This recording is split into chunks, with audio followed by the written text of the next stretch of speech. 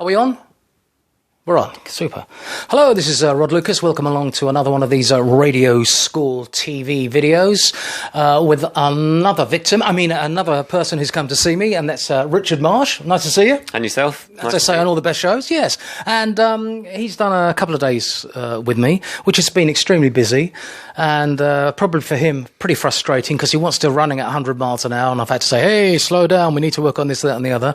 So we've got him at a reasonable speed and managed to pin him down. Just have a little chat. And you've just completed a very interesting 2-hour show nearly, with music and more music and stretching a little bit.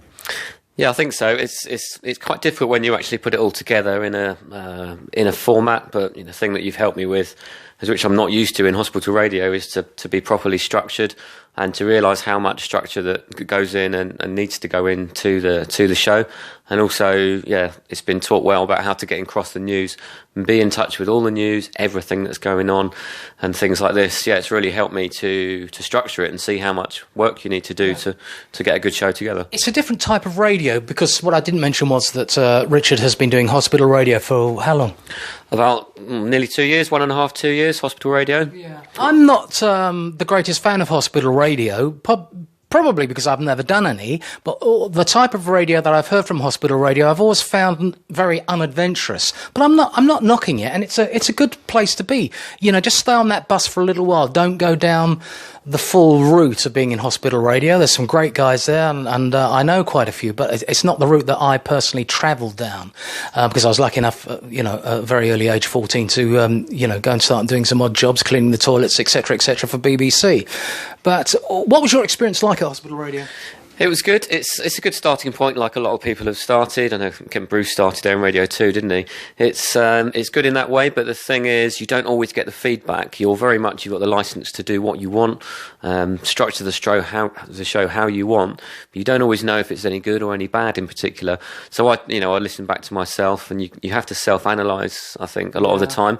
But which is not the best way of doing it. I mean, we all need to be taught what to do. Exactly. So it was that process, which I've heard from more than one person, frustrating, and that is that you go in, you do it, and there's never anyone around from management to say, hey, that's good, don't do that. You're just sort of left to your own devices. Well, this is it. I mean, I eventually got my own show on a Sunday morning, which is great, but I was literally on my own, no producer, nothing. So you don't know whether you can only look at yourself and think, am I doing this well, am I not? You get feedback from your friends, but not all the time you get feedback from those who you'd want from, like a producer. So in fact, the only feedback, I've got to say this, now you can tell me whether we can go along with this, the only feedback he got was nothing to do with the radio, but something else. You're going to tell us that story, go on. Which one? Remind me again. About your trousers. Oh, my trousers, yes. I was told, my trousers are okay. These are okay, no? Yeah, they're okay. So I went to sign up for a hospital radio station. This is my second time, when I was getting to the point where I probably need to move on. And I was told by the manager who's been there for 20 odd years that I didn't have the correct trousers on. So we'd gone through all the prep and thanks for coming down. This is what we do. And then it was, oh, by the way, you need to dress like this. And my trousers were, they were only Rupert trousers, weren't they? Rupert the bear trousers. What's wrong with that? Yes, they had bright colours in, and they were orange and blue. But what's wrong with that? No, they had a pocket down by the knee, and that was it. And you have to wear shoes as well. And I thought, but anything on my top half, could go in my string vest, and that's fine. But it's got to be, so I thought maybe it's time to move on from hospital radio, hence in Rod's capable hands. I'm sure they're not quite like that anywhere else, but that was an interesting one. What has been the biggest eye-opener for you learning radio as it should be that I've taught you, and that is doing live kind of radio, where you've made a couple of mistakes, not that many mistakes actually. It was you did a damn good show. I think we've done 3 shows, and the last one you did was the most complicated, although you've only done a 2-day course, and most of my courses to begin with are 3 days. I mean, it gives you a really good insight into what you can expect, and I try and make it as real as possible. With all those things taken into account, what do you think's been the very hardest for you? Try not to play the same song twice for a start. Yeah, you did. That's good. Well, everyone makes mistakes, but this is the perfect thing of the course, and it was ABBA, so it was fine.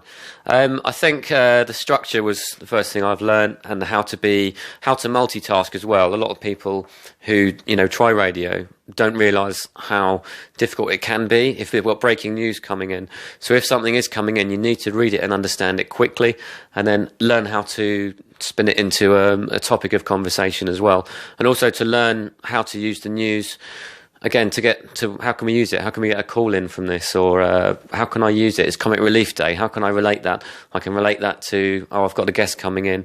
Well, you were very good with the guests, and we replicated a doctor talking about diabetes, and you split that into 3 separate small little bite-sized chunks as an interview. So we arranged that in a very real situation with the doctor. We also arranged you to have a couple of call-ins. You handle those. I think he did handle those very well, and the guest as well. And the doctor was Angie, who knows all about these things, and she was great stepping into that. And it's very real, isn't it? I would say do your research. Obviously, do your research, and what I like to do is to, get my points or my questions across from the listener's points of view. Even if in layman terms, we dealt with diabetes. How do I get it? Have I got it? Where can I get tested?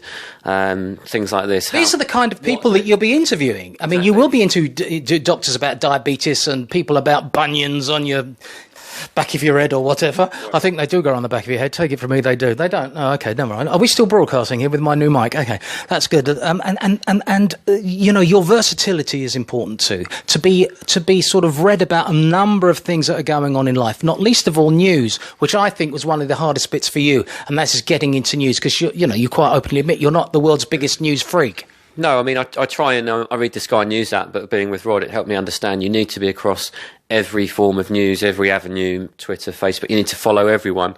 Don't just follow the people you like to follow on Twitter, as an example. Follow everyone. Know everything. Why wouldn't you? Why shouldn't you?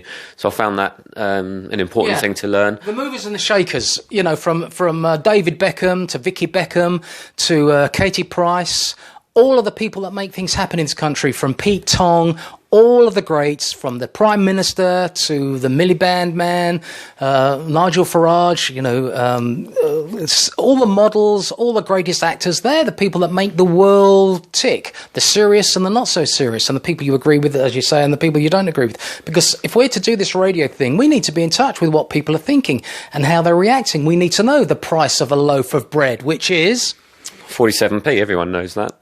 Depending on what loaf you get. No, I get the cheap loaf, so it's 47p. Okay. But another thing we learnt is how to deal with difficult calls as well. So we had a situation with the nuisance phone calls, how to always be on top of the fader, know how to react if the call goes wrong, or if the caller hangs up, or if if there's a tirade of abuse coming my way. When can I cut it off? How do I deal with it? And how to construct a formulated argument that makes good radio without becoming a personality clash type of thing. That's another thing I've learned quite well, I think. Well, I hope so, anyway. Well, you are the radio talent. It's all down to you. As I say, you are the guy running the ship at any one time. You are responsible for the station sound. There's nothing the managing director can do. The shareholders, the directors, the program controller. You're on the air, you're on the air. So if, you're running the whole ship. So you need to be across it all, technically, and also the content, which some arguably say is the most important, but you still need that technical experience as well. So we've done the 2 days. You need to now move on, and you've done a demo for a local community station, and you're hoping that maybe they'll say, come along and do some bits. Well, we don't know, but that's forms part of the demo you're going to send them, warts and all, so they can hear you in real time. And I think what you've done today, and I'm not just saying this, was a very good demo. So we'll see what occurs, man. Thank you very much. But no, I've learnt a lot, and I'm not afraid to look at where I'm good and where I'm bad as well, which I found very useful. So you need to be quite thick-skinned and think, no one's perfect. That's when you come on these courses. Well, I slightly disagree with that, wasn't it? Well, but we all need, we all need certain amounts of things we can work on, and that's something I've learnt as well. The fluctuations in your voice, the warmth, where you talk from, small aspects like that I've found invaluable to learn, and that's something I'll continue to work on. Good boy. And he did very well. And that's what I do with everyone who comes to see me at the radio school, radioschool.co.uk or theradioschool.com. Come and see me and enjoy some of that one-to-one radio experience, as I'm bound to say, because I've made this little video. I hope this microphone has come out all right. It's an iRig microphone, which is super for smartphones. So if you need to go out and do interviews and stuff, use one of these things and you can get them on eBay for about 25 quid. They're great. called iRig, and this is the way to hold a microphone. I told you that, didn't I? You went in. Yeah, call the microphone leader. No rustling. Yeah, there's no rustling then. Unlike now when you've got loads of rustling, but that's how it is. Thank you very much for coming on and speaking. Edited free, no editing going on here at all. Would you recommend the radio school? Yes, without a doubt. I think it's very useful, especially if you're at the point when you need to develop or you need to move on. For example, in my situation from hospital radio, it's a great way to move on to that next level and learn new skills.